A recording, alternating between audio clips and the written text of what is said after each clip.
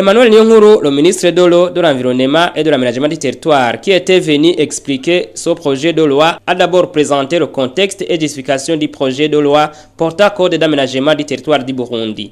Il a souligné que jusqu'aujourd'hui, les quelques textes qui existent ne concernent que des aspects en rapport avec l'urbanisme, ce qui fait que les aménagements ne sont basés sur aucune loi et ne respectent pas les orientations des schémas directeurs d'aménagement. C'est pour combler ces lacunes observées que le projet de loi a été élaboré. Parmi les questions posées, les parlementaires ont voulu avoir des explications sur la gestion des cimetières en ce moment où des maisons sont construites tout près ou dans des cimetières et que ceux-ci sont exploités pour des activités agricoles.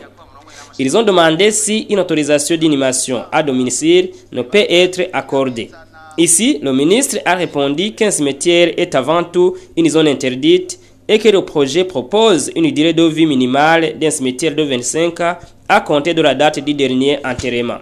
Il a dit que l'inhumation à domicile a des risques liés à la sécurité et l'hygiène, mais que pour des cas particuliers, des autorisations sont accordées.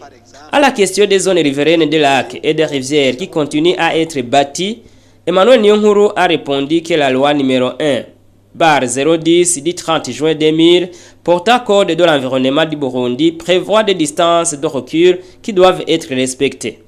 Pour lui, les constructions érigées avant le code de l'eau sont soumises à une gestion rationnelle pour assurer la protection de l'environnement, tandis que pour les constructions érigées après le code de l'eau, la loi en vigueur va être appliquée. Mais les parlementaires ont ici demandé que ceux qui donnent les autorisations de bâtir sur des zones interdites doivent être punis. Après amendement, ce projet de loi a été adopté à l'unanimité.